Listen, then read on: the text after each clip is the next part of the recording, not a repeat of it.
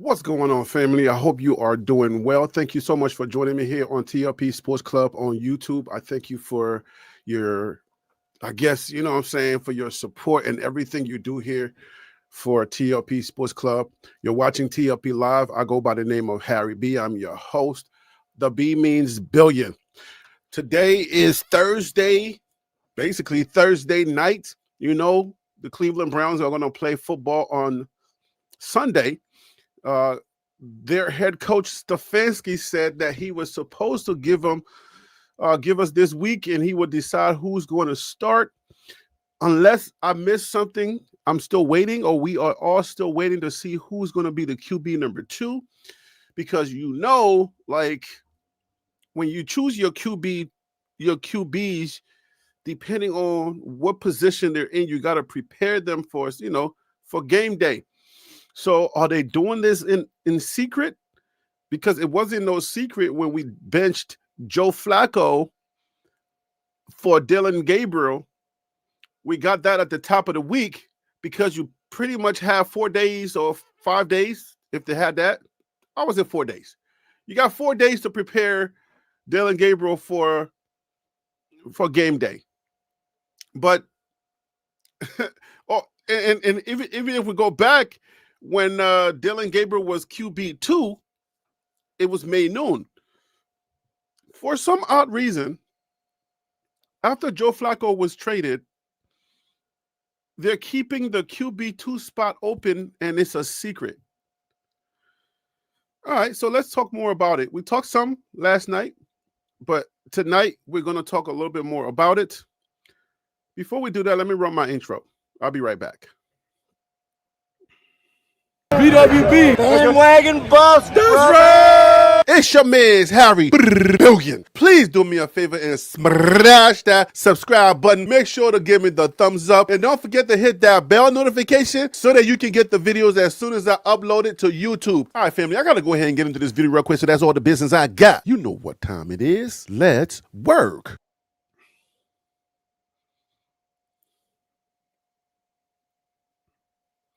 Yeah, man, let's go ahead and get back to work.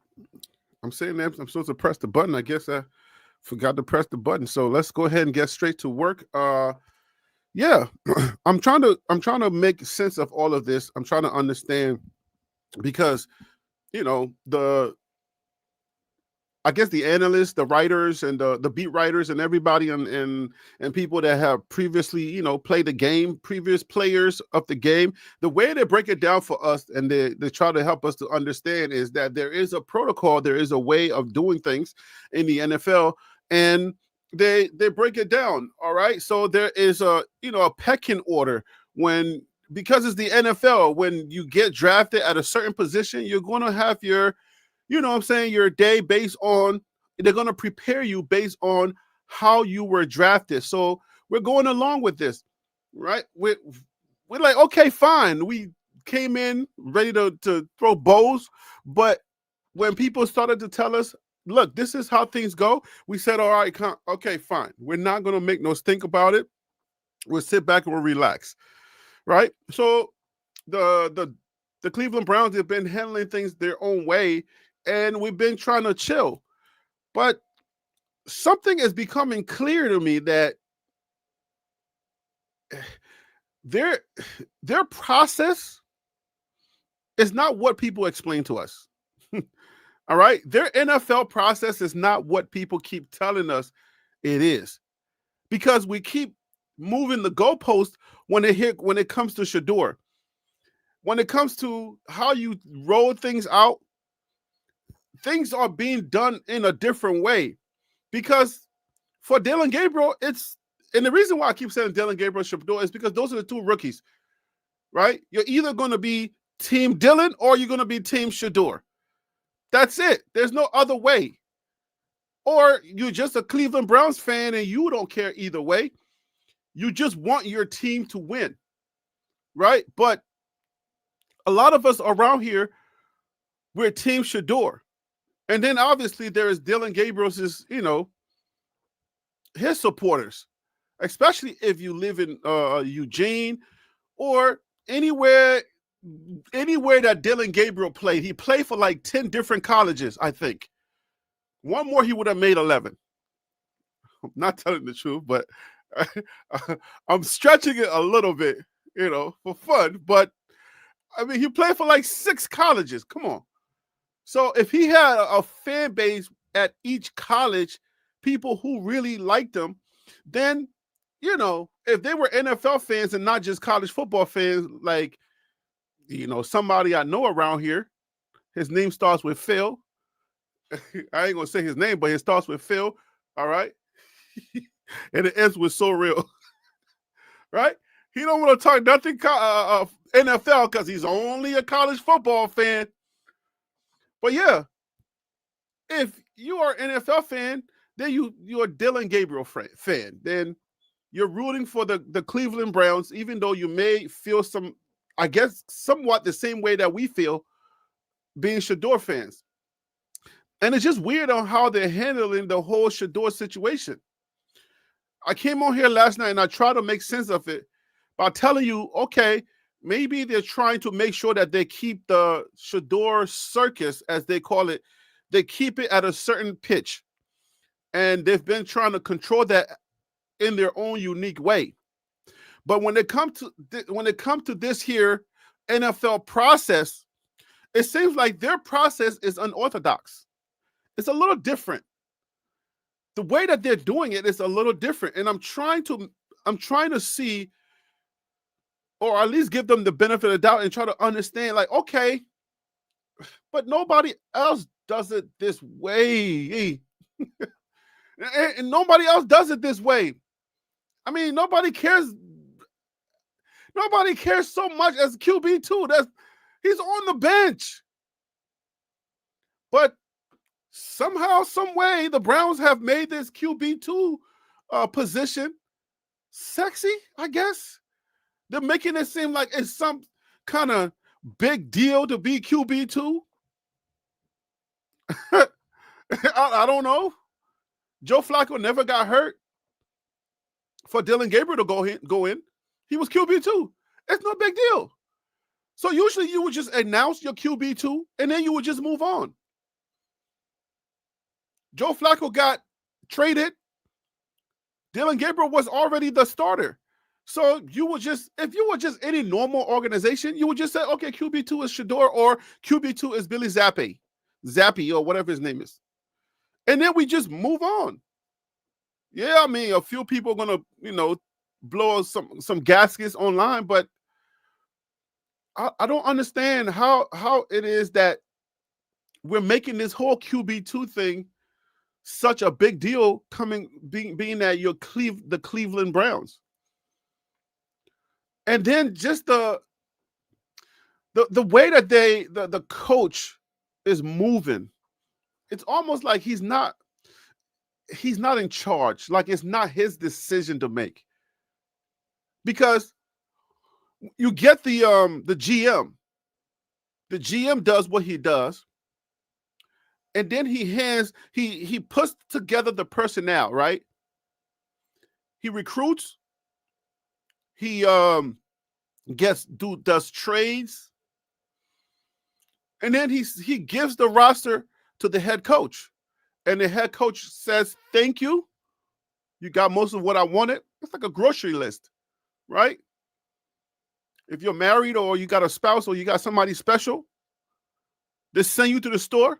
They say, hey, go get me these things that are on this list. I need a quarterback. I need some good wide receivers.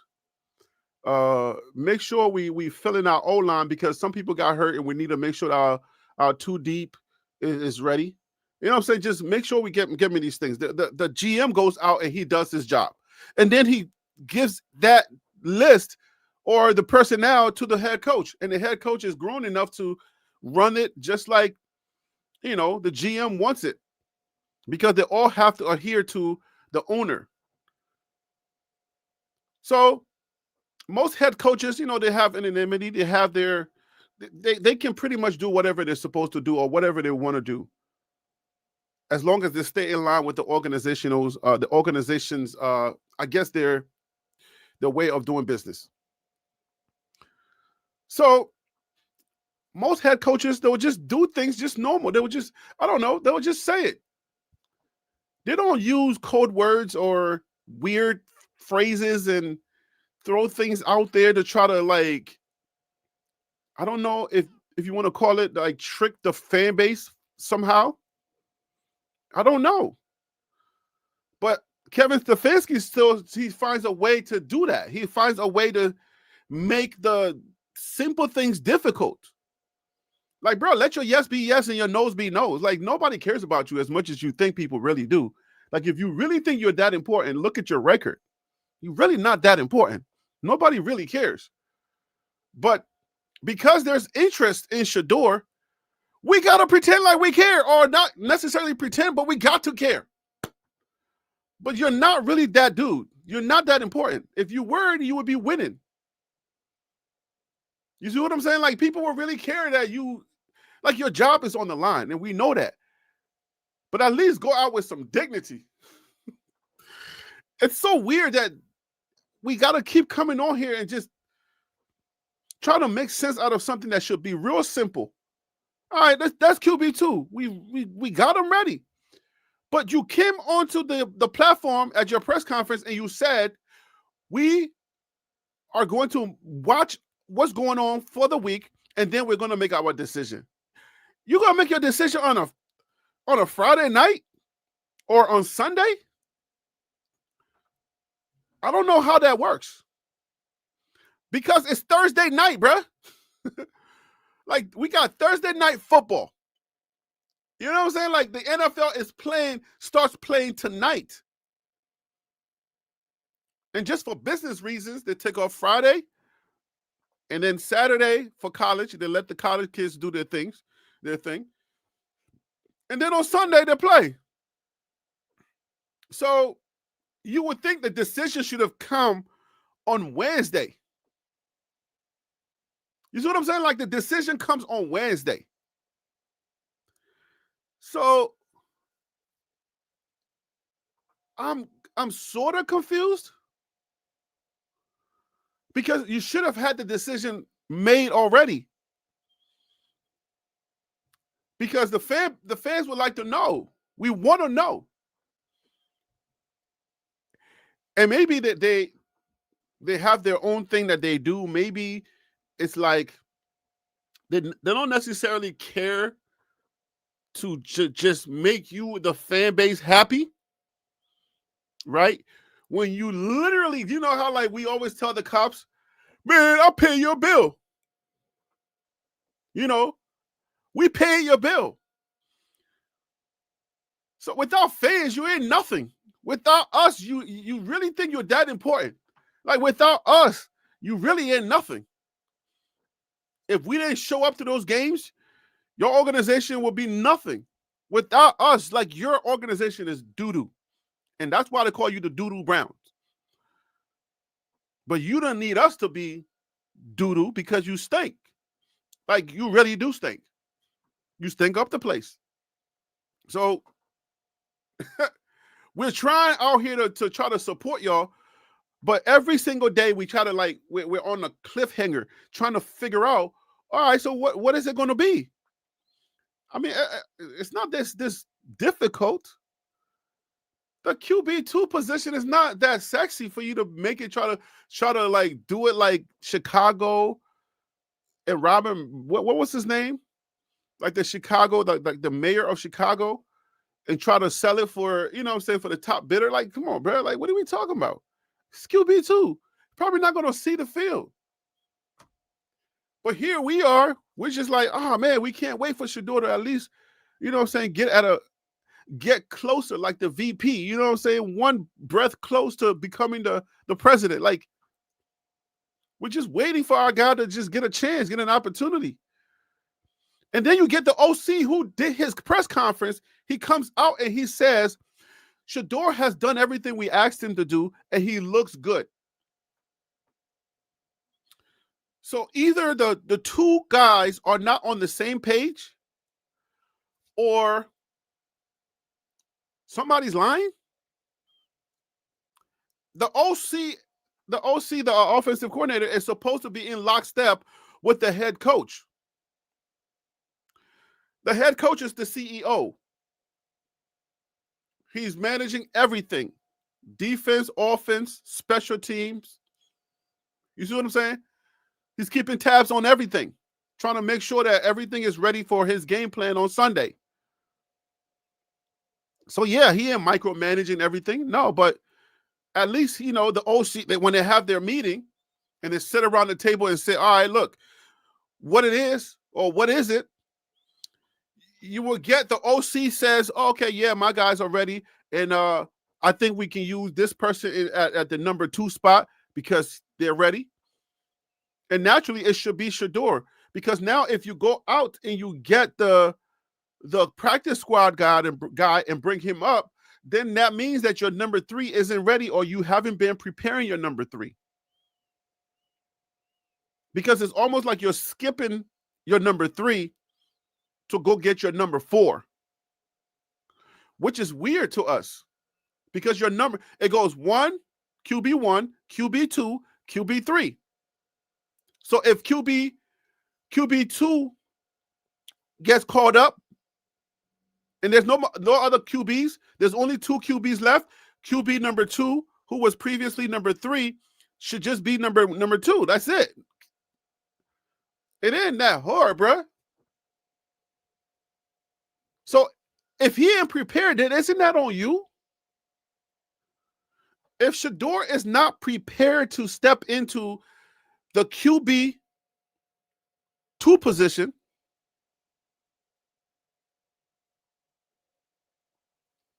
then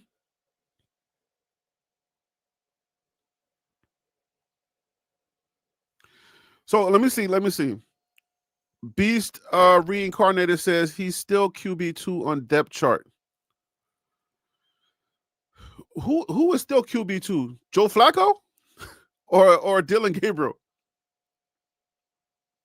Because they haven't told us who QB2 is unless they did it at dawn, like they snuck it in.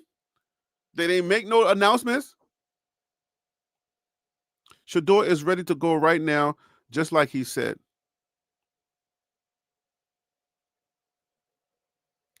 So y'all see the depth chart and Shedeur is number 2. Is that what y'all are saying, Shosky? Because they didn't announce it unless they did it at the, in the heat of the night. Right? Like they did it at night. And if they did it at night and it just kind of snuck it in without letting none of the beat writers know, especially Mary Kay and the people that work hard to try to make sure that the fan base get a little bit of, crumbs to hold on to. They didn't you're not feeding your machine. It's like the hip hop, the top dude is not feeding his crew. If you don't feed your crew, you know what happens, right? They turn on you. You got to feed your crew, bruh. You can't just let them be out here.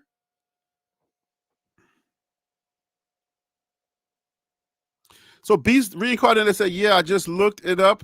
He's still QB2 on depth chart. But hold on. When you say he's still QB2, he was never QB2. If you're talking about Shedeur being QB2, he was never QB2. So we are using the word like still QB2. When was he ever QB2 to still be QB2?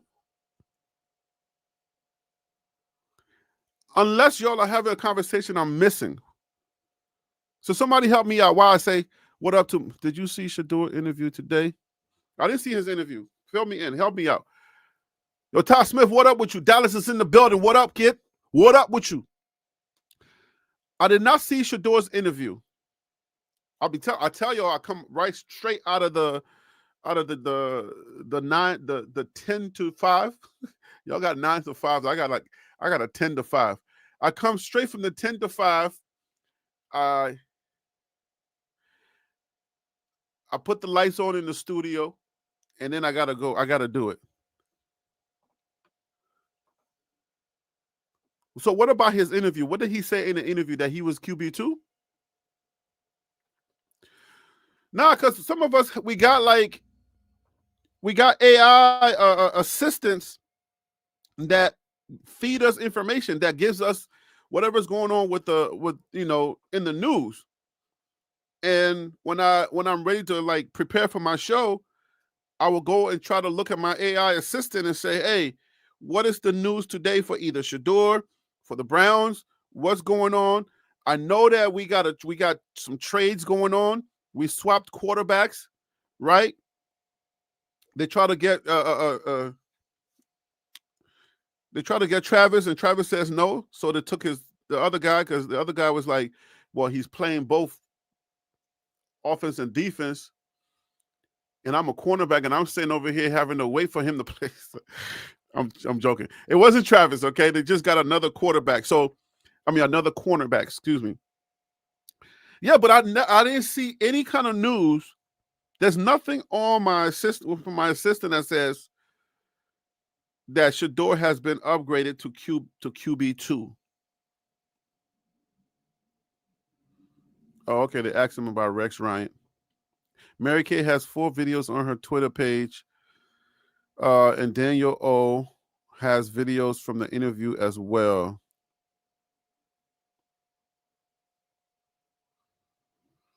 Okay. So, but we don't have anything specific that says he's QB2. Because nobody's telling me, like, straight up that Kevin Stefanski has said that, he's QB2. So, all right. So, I don't know. He's not QB2. All right. Like, they have to make some type of announcement. They will have to say it. But the fact that we start the NFL week starts on Thursday.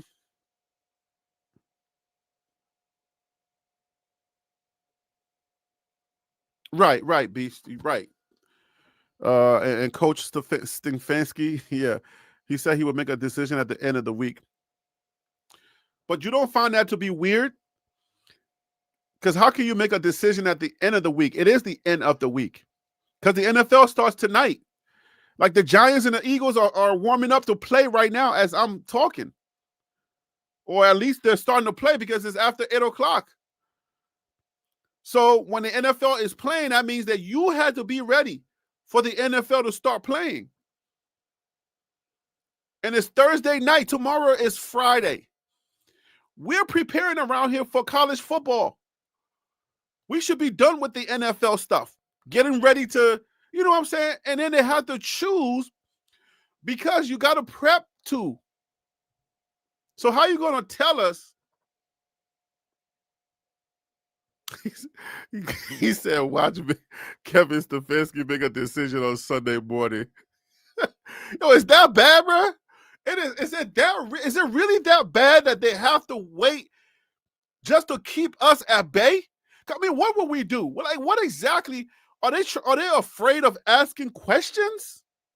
I mean, not asking questions. Are they afraid of answering questions about Shedeur? Or they just don't want all of the reporters to go and become a distraction because they're trying to get Shorty Dillon Gabriel ready, the 2 feet 9 inch little man. They're trying to get him ready. They don't want no distractions. And I've been doing this media thing for a very long time. And this, like, if you see me stumbling and trying to figure things out, it's because this ain't normal. Okay? This is not normal. We ain't supposed to be in the dark on a Thursday night about QB2 from a team. Like, they got to prepare QB2. There's a certain amount of reps that they got to prepare you for, and a certain amount of the game plan that they got to introduce you to. And if you're not QB2, then what are they doing? Right? You can't wait until Saturday night to say, oh, okay, now we're ready to let you know who our QB2 is. Did you get them ready? Because what happens if Shorty Dillon Gabriel, he throws 3 interceptions back to back to back, and you're like, nah, bruh. Did you get Shedeur ready or Billy Zappi ready? Man, look.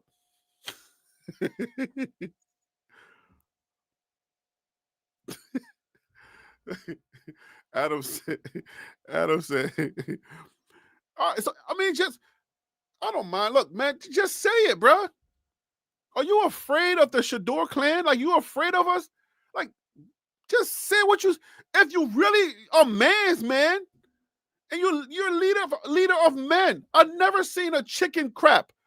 I'm about to say that S word. I ain't never seen a piece of chicken crap like a man like Stefanski. Bro, just say what you're gonna do, and who cares? That's how you moving anyway. So why don't you just say what you mean and just mean what you say? Who you afraid of? Us? Wait till all us? Bruh, just say, look, this is what it is. Confident head coaches, they just say what it is, and they look at you and say, next question.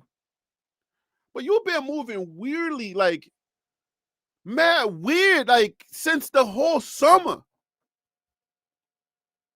Y'all went and y'all threw out that development word. And we're like, all right, yo, okay, development.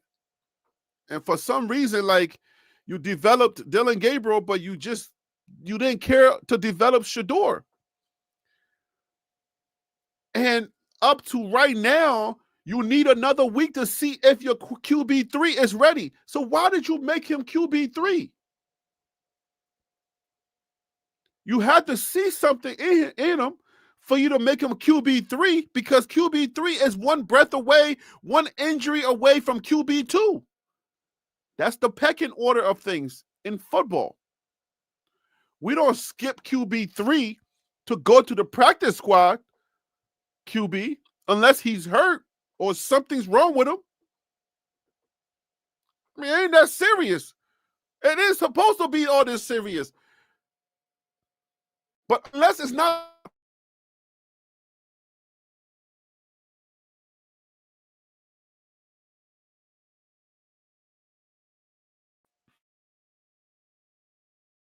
glitch right there, so I had to stop talking. Unless you really want to give it to Shador, you really want to like make him feel some kind of way. If that's the goal, then maybe, yeah, you're being successful. You're trying to humble him. Like he's already humbled. How much more humbling can you do? I mean, I don't know. Like, what do you want to take from him? His soul? Don't give him your soul, Shador. Do not give him your soul. It's just football, bro. You're already rich. I mean, at this point, I'm like, bro, I would say before you give them your soul, go to the CFL. We'll support you there. Daggone it.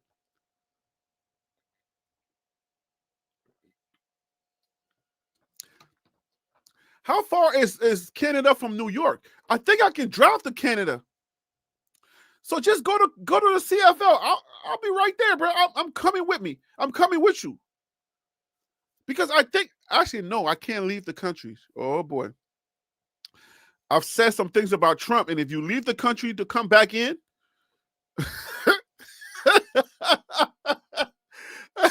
I've been hearing some things on these streets. Like, if you said anything about Trump and you come back in, they're going to check your social media. And if they find anything you said about Trump, you're not coming back in. Now, I'm good, bro. I'm staying right here. I'm probably not even going to travel no more.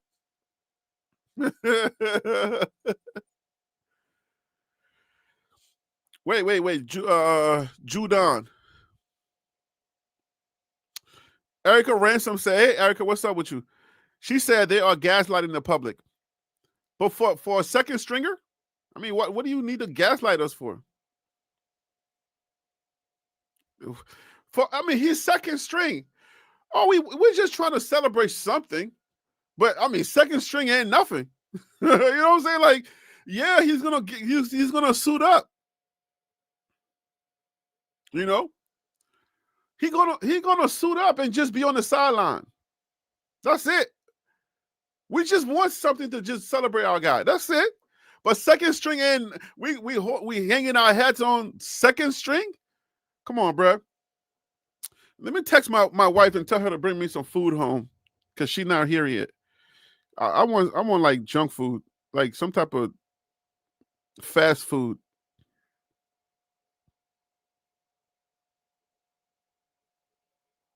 Oh, that's okay. Let me see. Can you bring home fast food? I'm tired of eating cooked food tonight.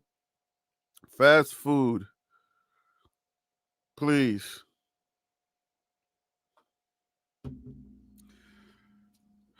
Maybe like a burger and some fries or something. You know what I'm saying? Like I want something different. I'm tired of eating cooked food.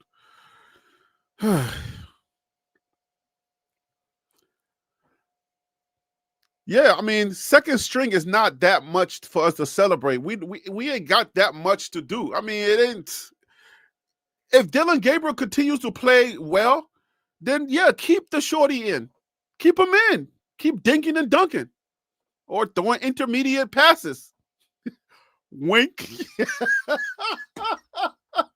That's an inside joke. Wink. Keep throwing intermediate passes.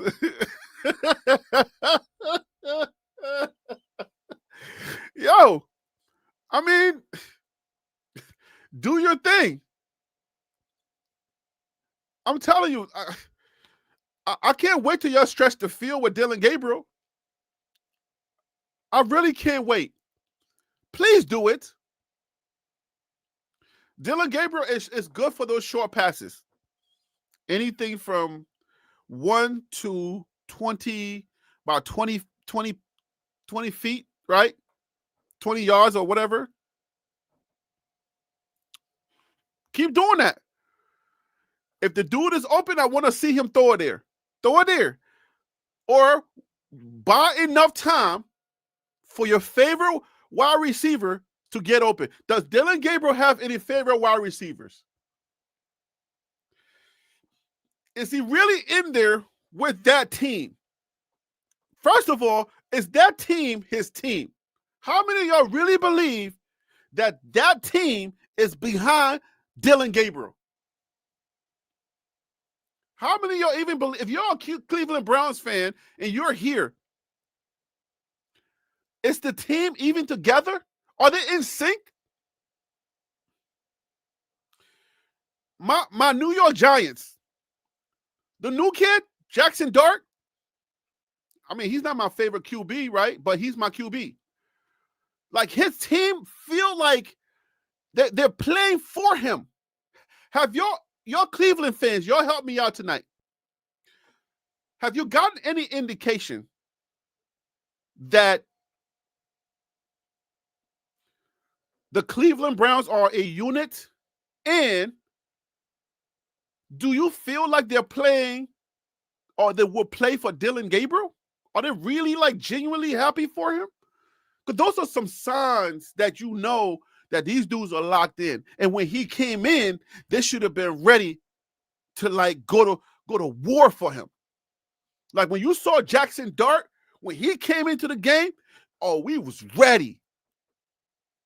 Like our O-line, wide receivers, we don't have our number one, but we was ready. And we took the first one. And then the next week he got traded to the New York, to the Saints. He threw a bunch of interceptions. He lost the ball, gave them the ball. So I just say he got traded. But Cleveland fans, tell me, do you have a unit?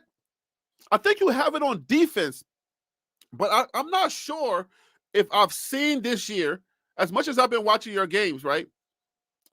I'm not sure if I've seen that your offensive unit. Oh man, she was already here. So much for my fast food. We might have to DoorDash it or something. Erica, what you saying?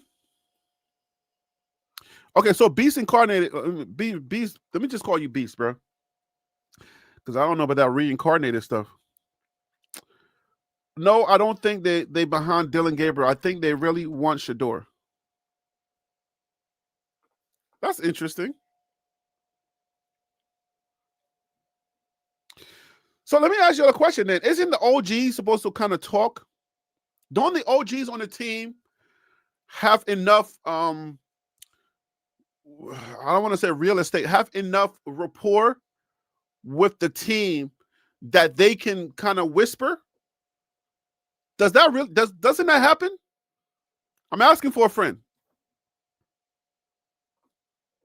Nope, Shedeur has control of the locker room and he hasn't played. Shosky.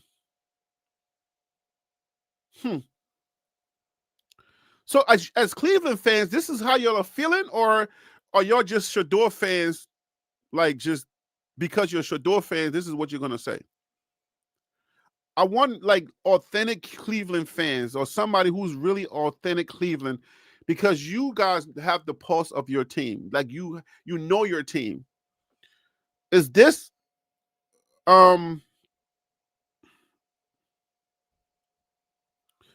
are y'all real Cleveland fans? I don't want, I mean, I appreciate the Shedeur fans answering, but I want to hear from like real Cleveland fans who might be in the chat. Erica Ransom, what you say? Do you seriously think he doesn't know who QB2 is? He knows, but he says just enough to keep the fans at bay, desperately trying to convince us that he's not ready. I'm with you on that. And if Shedeur's not ready, it's his fault. It's not nobody else's fault. Because Dillon Gabriel was QB2. Keep in mind now, he was QB2. So we know how many reps QB2s get. They don't get much because you're spending a lot of time preparing QB number 1 for the game plan. All right? So QB2 is not getting that much reps. So it took you 1 week to get Dillon Gabriel ready. But prior to that, he wasn't getting that much reps.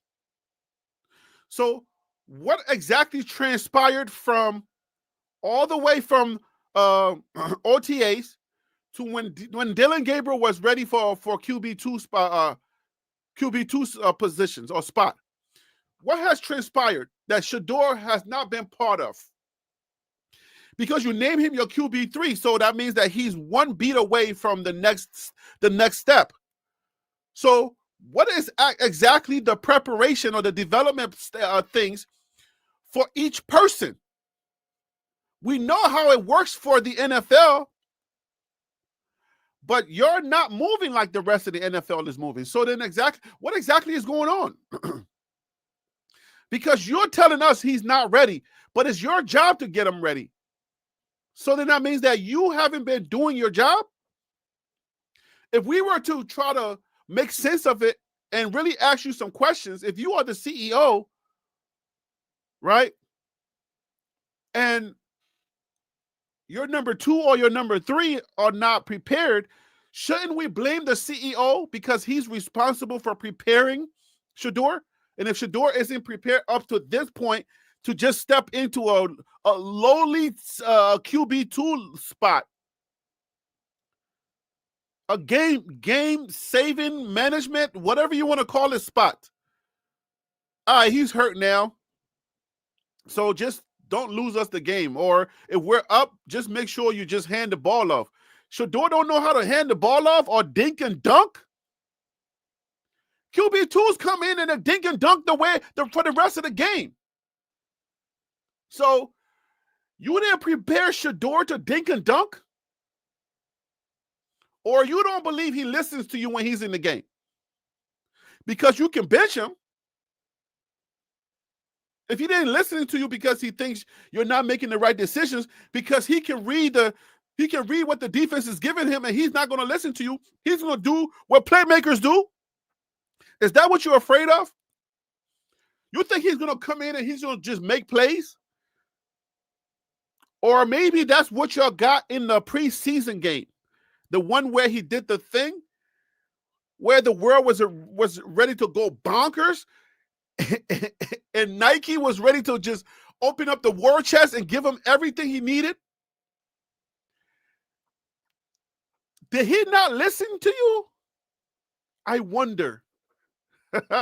Now it's starting to come to my brain. My football brain is starting to come alive because I remember when I told y'all here on this channel and I said, do not trust what your eyes are seeing. And at the time, some people didn't understand what I meant.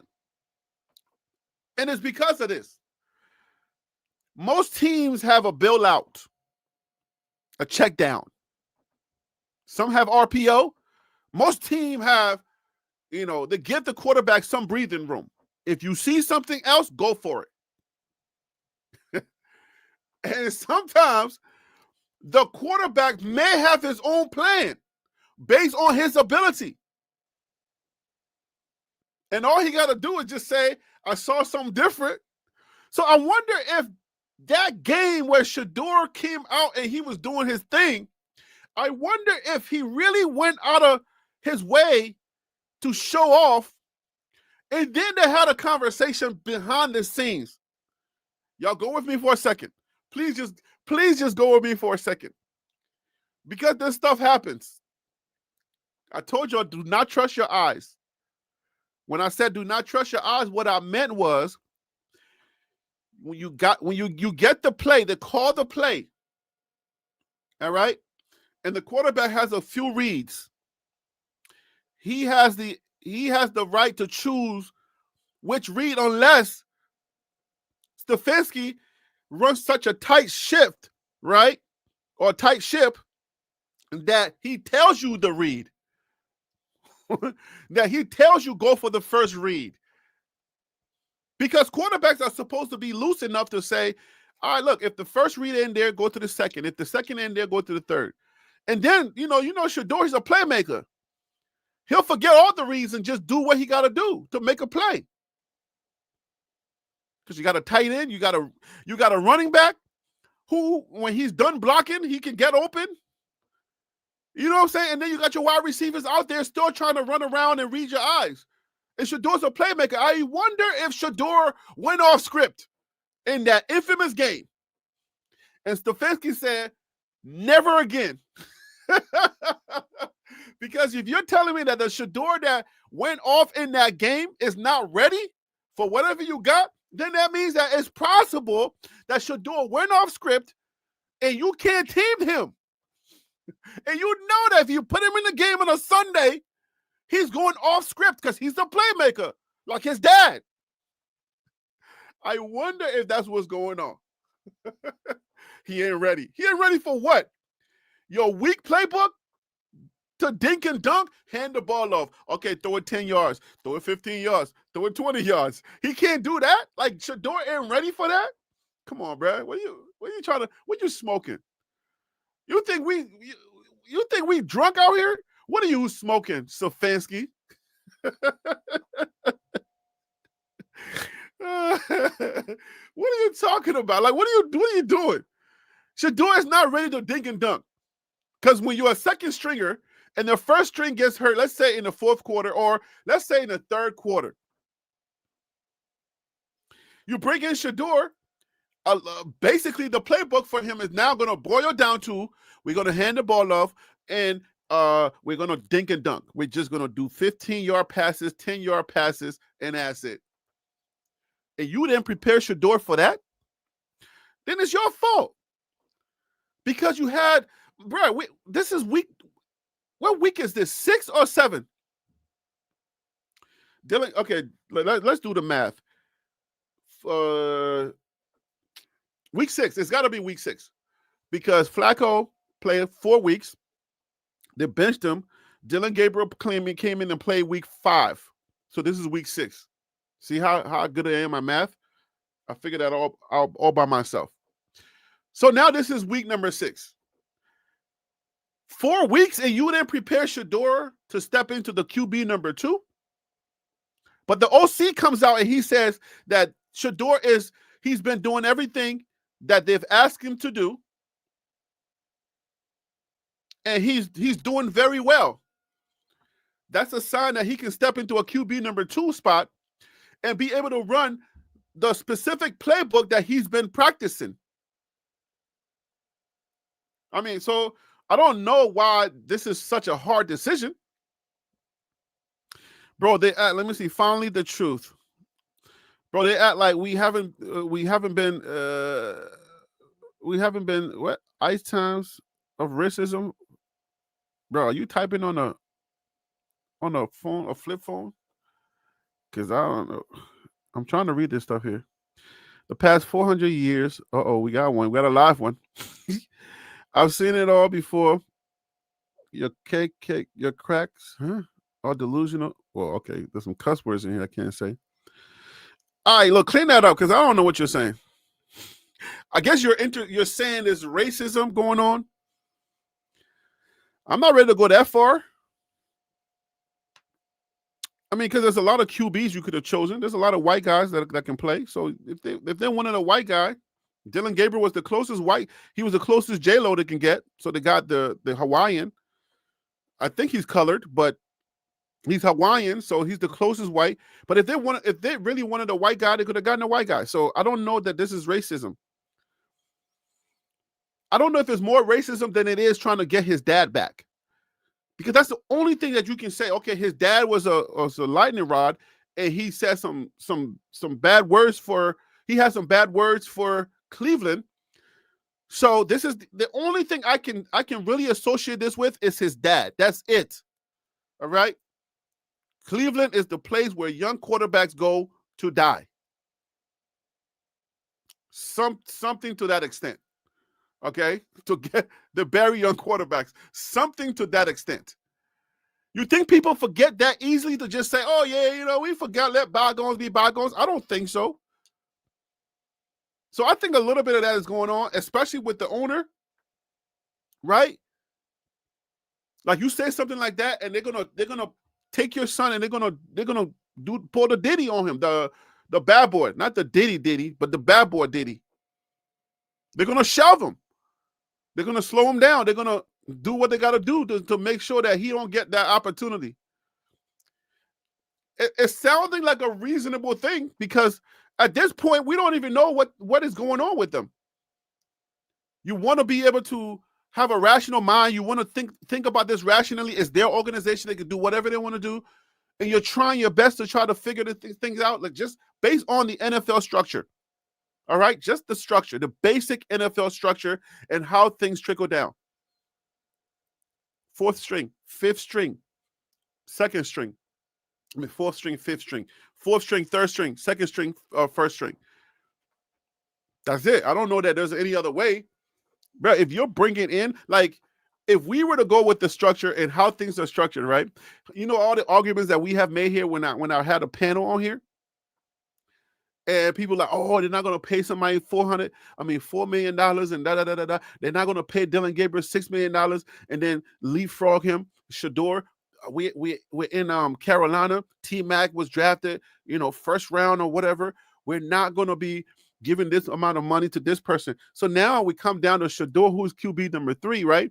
He actually made the roster.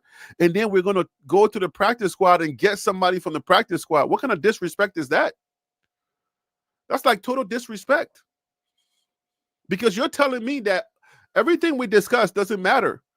So they're going to make their decision anyway. So everybody that had all that stuff to say about the pecking order and everything else, then there is no pecking order. They can decide to do whatever they want to do based on the talent or based on how they feel.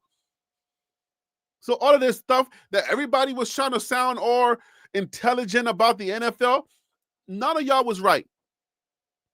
None of y'all had the right thing, because Shador naturally is supposed to be QB2, but he's not. They're thinking about Billy Zappi. So how are they going to leave the $4 million guy and come and get some practice squad dude? Where's his agent? Where's the agent? Somebody's agent is making a phone call. Like, are you serious? Hey, yo, you going to skip my guy and go to the practice squad? What kind of disrespect is that? Like, what are we talking about here?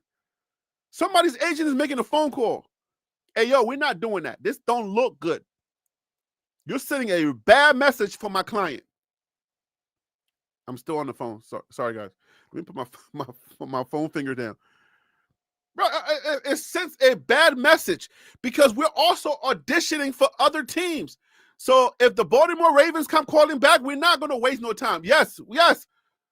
Oh, no, we weren't calling for a trade. No. Oh, like, dang, we were just wanting to know, like, hey, you want some lunch? Like, oh, my bad. Yeah, we can go to lunch. Lord, I'm trying to tell you, like, we're auditioning also. We're trying to get our trade value up, but it seems like they're trying to kill everything that could possibly be associated with Shedeur. They're trying to kill all of that. And if his agent is his dad, he's in and out of surgery. And he said he don't care about the Browns. He's worried about winning games on Saturday. I pray to God that Iowa State, like they show up for Iowa State. His dad should be, if his dad is acting as his agent, Sonny don't get on that phone and start making some phone calls. We not skipping my guy for the practice squad. You know what kind of message that sends? That your third stringer cannot become your second stringer. Your $4 million man can't be your second stringer. You're going to the practice squad, bro. You're going to activate somebody from the practice squad and skip your $4 million draftee, your fifth rounder? Son, that's disrespectful. You mean he ain't even good enough to suit up and stand on the sideline? The only thing he's good enough for is emergency. And what happens if all those quarterbacks get hurt? Then he won't be ready anyway, right? If he's an emergency and both guys get hurt, what kind of preparation would he be ready to do? All right, just hand the ball off.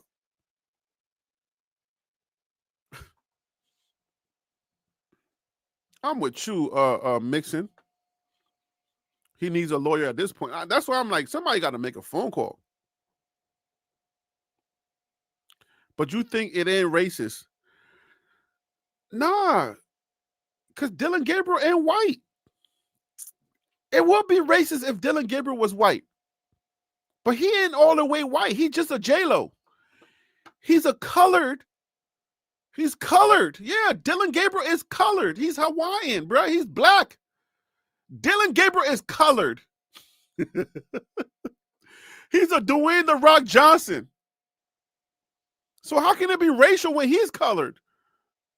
What are we talking about? How can it be racist? Yeah, how can it be racism if Dillon Gabriel himself is a colored man and they're playing him? Then where we go from there? They don't like dark-skinned people? That's the kind of racism we talking about? Nah. And the GM is black. So what? Come on, man. Like, we got to choose something else. The GM is black, bro. The dude that put the team together is black. So tell me that's racism. Like race, like what? Let's just agree to say it's something we don't know. We don't know that's behind the scenes. But you cannot pull that race card on everything, bro. This one doesn't smell like racism. You can't just pull the racism card because it's somebody you like. When the person you don't like, Dillon Gabriel, he's colored. Dillon Gabriel has melanin in him.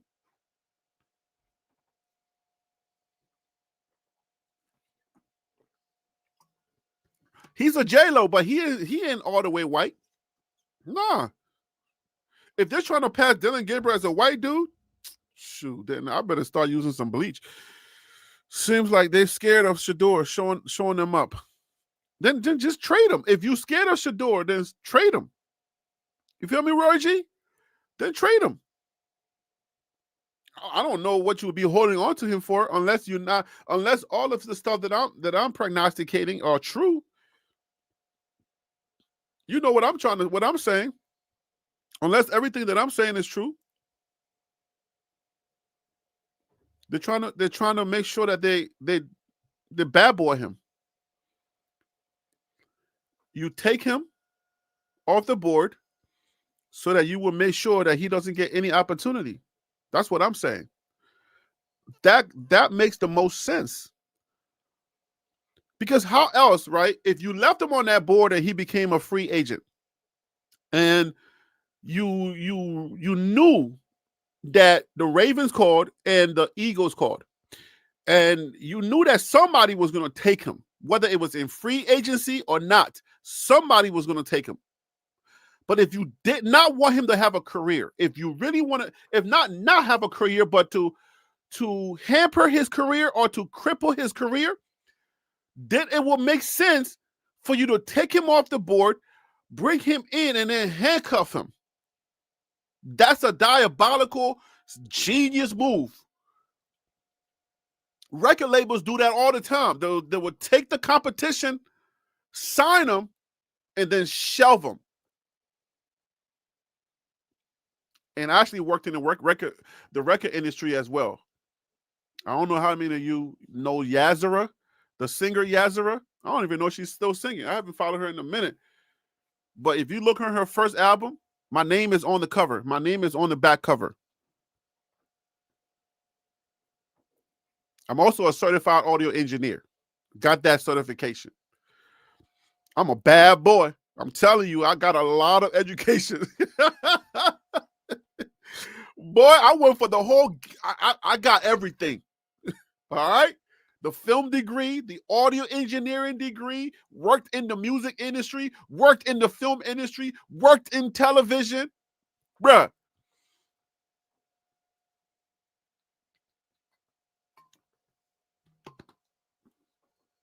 I've done it all, and I'm old. I just got this, young boy's face, but it's all good.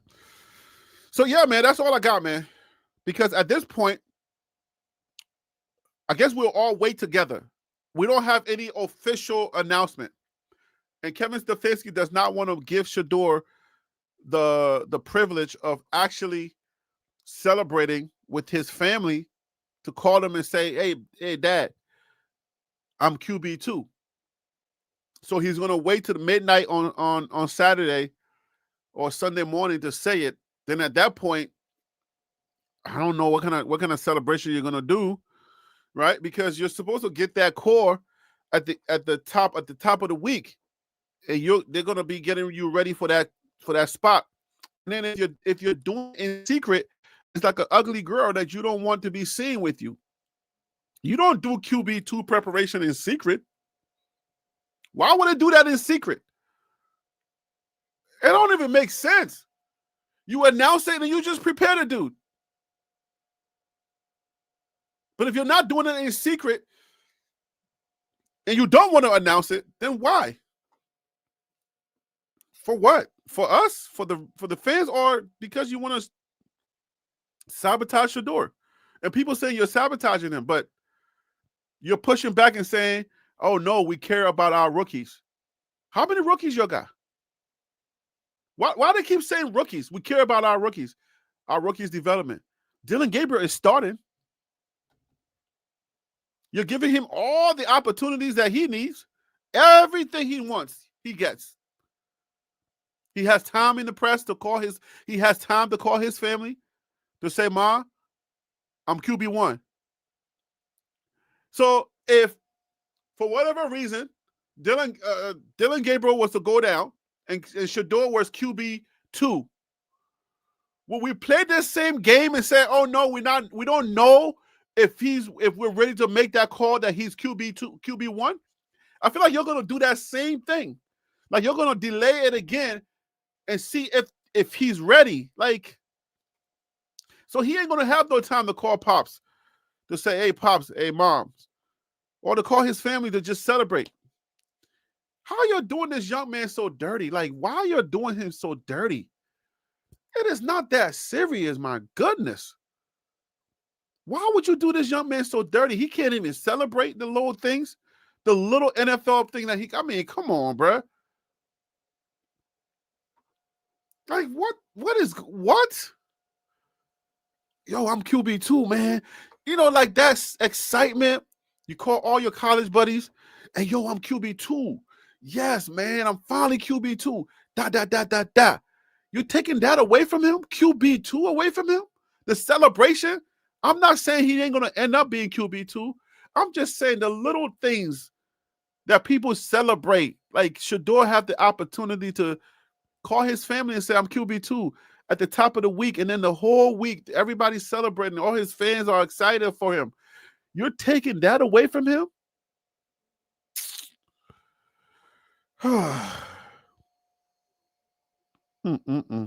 What you say, Ty? If Shedeur is getting one rep, that's telling. Follow the reps. The reps or the raps?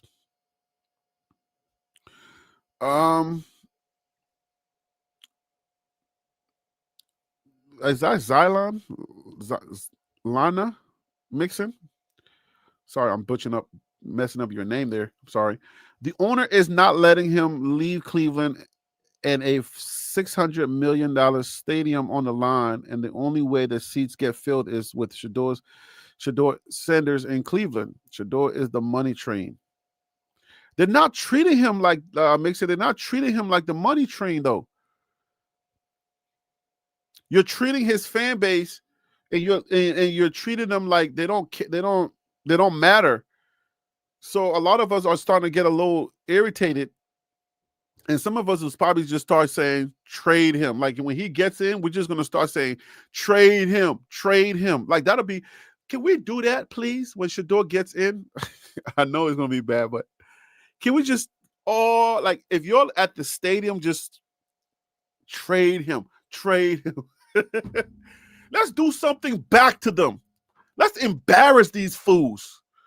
Like, I want a way to embarrass these fools. The whole stadium chanting, trade him. You suck. Cleveland sucks. Trade him. Man, let it get back to the news. And let that be the top of the news. I know it's going to step on his start, but dang.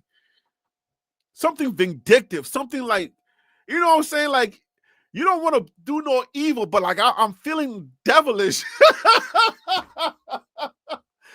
Pause. I don't want to do no, man, I can't.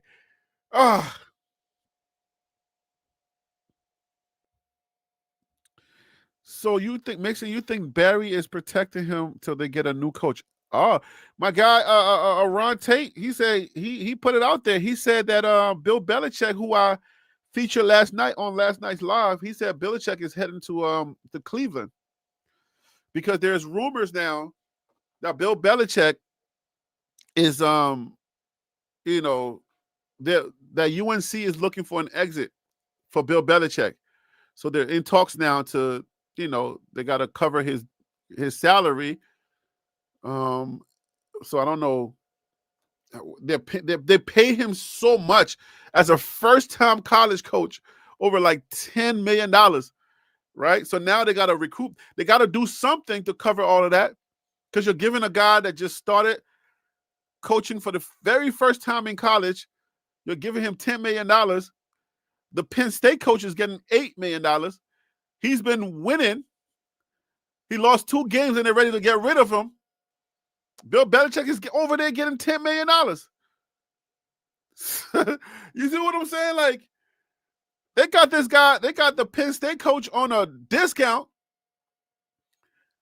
but the expectation is championship. Right? He's like, if you Google or you try to get the top 10 coaches, the highest paid coaches, he's not even cracking the top 10. He's number 16. $8 million. But yet, how are you expecting a championship? You're paying to do $8 million. But anyway, the $10 million guy who's thinking it up over there in my North Carolina, right? Because I did graduate from the North Carolina system. I didn't go to Chapel Hill, but I did go to UNC Greensboro. So he's over there stinking it up in my beautiful Carolina.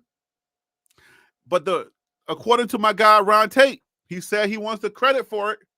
That you heard it here first on TLP Sports Club. That Bill Belichick is heading to Cleveland. They're going to get rid of Stefanski, and Belichick is going to be in Cleveland. And he's going to bring Shedeur up and say, let's get rid of this nonsense y'all doing. I don't know what y'all are doing. And Shedeur is going to be the next Tom Brady for Belichick in Cleveland. Don't y'all love that story?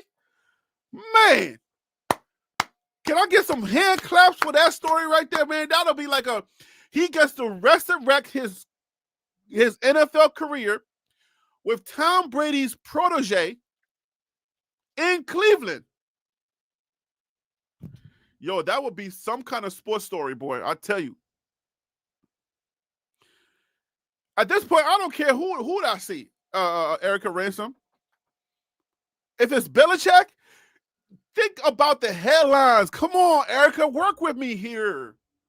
Think about the headlines. Tom Brady's protege, Shedeur Sanders, back with the old coach, Bill Belichick.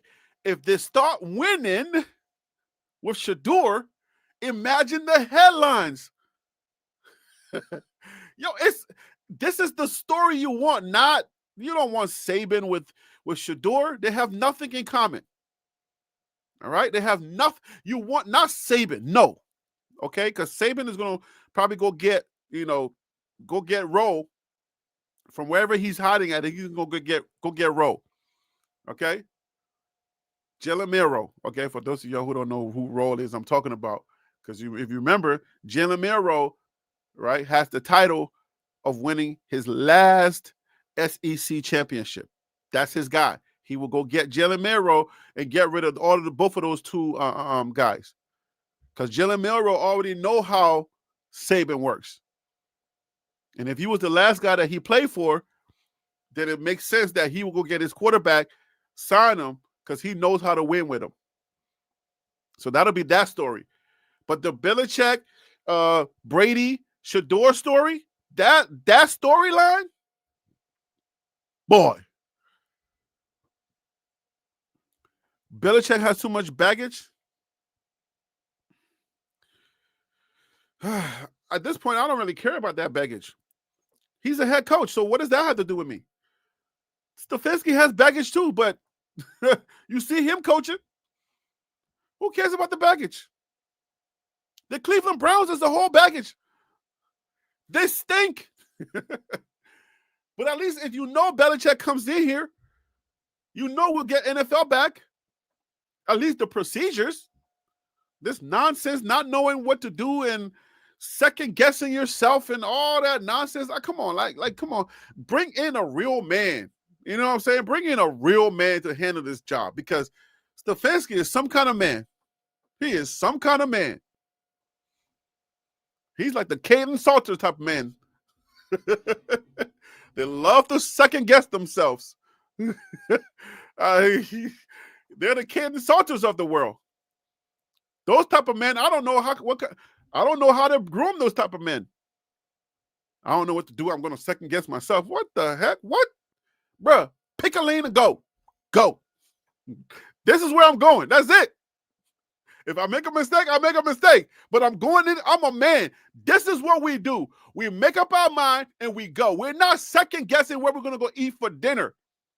I can imagine Caden Salter and Kevin Stefanski trying to figure out where to go eat after the game. Lord have mercy. I would slap them both. What? It ain't Cracker Barrel? No. Lord, it ain't Chinese? No. My guy, that's two, bro. Men, we give you two options. The third one is a slap. Get out of here. I'm slapping both of those dudes. Yo, get up out of here, bro. Come on now. Indecisive men don't know how to be men. Wearing the wrong kind of drawers. You suck my teeth like a Liberian. Nonsense. And then say like a Nigerian. Nonsense.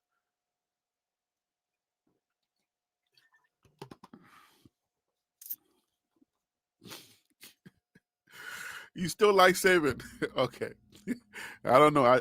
I did my best to try to give you the Saban storyline, but if you still like Saban with Shedeur, I don't know how that works. I don't know how you get Saban and Shedeur. That's a weird dichotomy. I don't know. Deion loves Saban. They already have commercials together. Nah, that's not how that works. Good try though. I like the try, Judon. I like the way you try to bring that in. Like, oh, they did commercials together. Yeah, that's not how it works. No. We're talking about football here, right? Like, no. We ain't doing that. Seeking God Films. Hey, Harry, have you talked about Karen Lacey? Sort of. Well, I don't know how many lives ago, but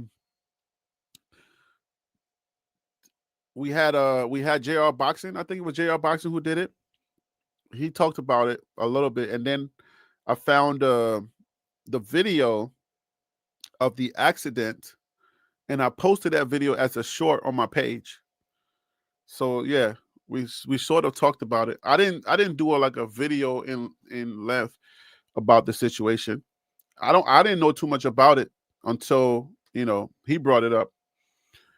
But yeah, I mean that's a unfortunate situation, and I guess post-mortem vindication, if that's a thing, and then his family just got to go after the money. Just go after the money. You got to sue everybody in sight. I would sue everybody in sight if I'm still here. If you treat my family like that, I'm going after the lawyer. I'm going after everybody online, just like Trump does. He has a AI that scours the internet to find anybody that talks about him, and then he goes after them. Allegedly. All right. So yeah, man. So I would sue everybody. Everybody. If you have over 50,000 subscribers online and you said anything that disparaged my kinfolk, I'm coming for every check you get from Google. I will sue you. Because people always jump to conclusions. They always go straight to the, this happened and he caused this. And then to come to find out he was 70 yards? Someone was 70 yards, like close to a whole football field away from the accident. And they still found a way to blame him for the accident. 70 yards from the accident when it happened. And they were able to spin it somehow and say he was responsible. He caused the accident. I don't know how this country works. Like, yo, I will sue everybody, bro. Like, just sue anybody that said anything that made it seem like he was in the wrong. I mean, we don't really know why he took his own life, but if it was linked to that, but we know that it was probably tied together of the stress that he had to go on, that he was under, losing his football opportunities, because I believe he had done the combine and he was looking for opportunity to join a team. And then all of that caused everything to wipe away. Judon says, nah, you're talking about headlines, remember? Because if it was about football, Belichick hasn't been good for about 8 years. Oh, okay, you're going back to football. So, yeah. Yeah, sue everybody. If Lacey family, sue any and everybody that had anything above 50,000 subscribers. Find out who their sponsors are. Go after all that money. Some of these people are here getting like $50,000 per month. Some are out here getting $200,000 per month. I can't wait till I get to that point where my sponsors and everything, when it all said and done, I'm getting like $75,000 a month. Some people are out here getting crazy money. That's why you see people taking YouTube seriously. This ain't a game. This is a real career now. So if y'all see me out here, coming out here, trying to make sure they think it's working, because I know how lucrative it can become if you work it, if you do it right. So yeah, Lacey family, some of these people out here making serious guap. So go after every penny. Get paid. All right. It ain't gonna bring your camp folk back, but shoot, get paid in the meantime. I'm gonna leave that alone. That's it. He was uninvited to the draft. From that situation. Look at that. From somebody blaming him for that accident, he was uninvited. Wow. Imagine you're on the top of the world and your dreams is right there, and all you got to do is you can almost touch it. And then you're about to touch it, and then somebody lies on you. And because the media and social media is so powerful now, everybody has an opinion about everything, and they don't really take the time to really listen to what God is saying. We all jump out here and we just start talking. That's why I'm very careful. I don't touch everything. I don't touch everything. When I touch it, I treat it with God gloves, because I don't want to put somebody in a situation. You know what I'm saying? Like, I make sure I know what I'm talking about, and if it's being vetted, somebody said this and it's good, right? Right? You don't just touch it because it's just fun to just be out here just wilding, right?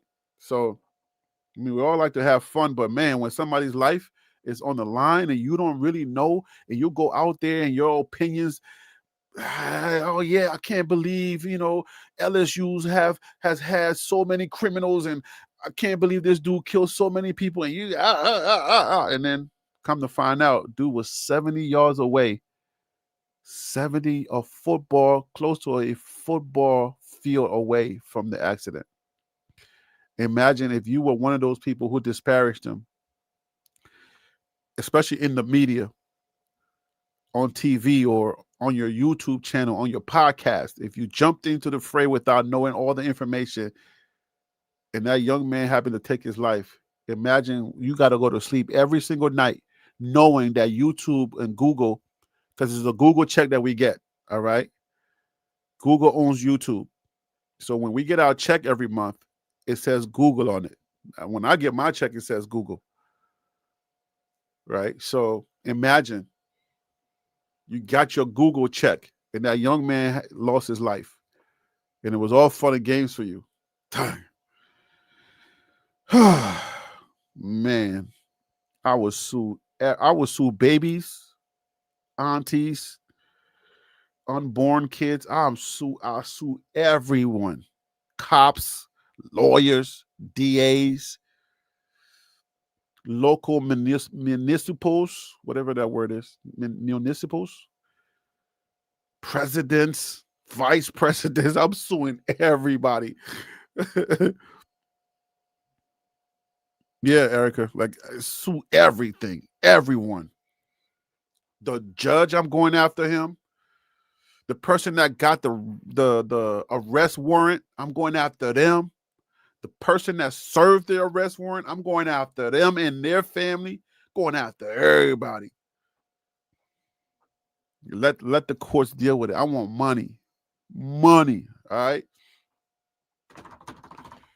All right, guys, so that's all I got for y'all, man. Let's continue to pray for that family, man. Let's say a quick prayer. Father, in the name of Jesus, I pray for the Lacey family. I pray that you wrap your arms around them, and Father, whatever little justice that their family can get, because obviously they're not going to get their family member back, but whatever comfort you can bring them, please bring them. Please bring it to them. In Jesus' name, amen. All right, guys, look, y'all have a great evening. I had to come on here because I was like, look, I think I did 3 in a row. This is 4. I had to do 4. I was like, oh, shoot. You know what I'm saying? I got to do 4. So I did 4. I was actually about to travel, but I just got this message that we're not traveling no more. So I think I'm going to do 5. Right? So tomorrow night, we'll possibly be back on here, God willing. All right? So I'll see you tomorrow night, man. We'll do more tomorrow night. Hey, man, look, I really want to let y'all know that I appreciate y'all. Okay? I really do. I don't take y'all for granted. I see y'all names all the time. I see the Surfer Boys, 3000s. I see Erica Ransoms. I see the Shantays, the PGs. You know what I'm saying? I see the Todd Smiths all the time. Zalana Mason. I haven't seen that name a lot. So maybe you're new. I'm not sure. All right. Seeking God Films. I'm always seeing. So, man, look, I just want to say I appreciate y'all, because even though I'm not where I want to be at, I appreciate the development. I appreciate the come up, because I'm definitely on the come up. I'm learning about sports announcing, sports analysts, and I'm learning more and more. I'm getting better and better. each and every night I do this. I can even feel that I'm getting better. I have a better grasp on the topics and the subjects, and I'm starting to sound a little bit better myself. I can even feel it that I'm getting better because I'm studying. I study hard. I watch things. I read things. So you're watching my come up and you're part of my come up. So I want to say salute to you. Thank you so much for being a part of my community and my family of supporting people, my supporting cast. Thank you so much. You'll have a great evening. I'll continue to pray for you and your family. And I don't say that and not do it. Just know that because I see your name. I know your names. I don't know you personally, but I guarantee you, I'm telling you, when I tell you I'm going to pray for you and I'm praying for you and your family, just know that when I get on my knees and your name jumps into my head, that prayer will go up. I'm not the type of dude to say I send up prayers and like people say what prayers and thoughts and prayers. I'm not a thoughts and prayers dude. I'm a real prayer dude. All right. So if you start seeing if you start feeling like, let's say one of y'all, take you off one of y'all, for example, you ain't talked to your dad for like years. And all of a sudden, out of the blue, your dad called. You're like, what? Somebody's praying for you. Or you're having trouble with your kids. And out of the blue, something starts to turn around. Somebody's praying for you. You want a new job and you just been trying for, now it's 6 years. Somebody's praying for you.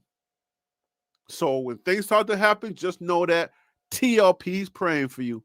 God bless you. I love you, man. Y'all take care. Peace. Hopefully I'll see you tomorrow.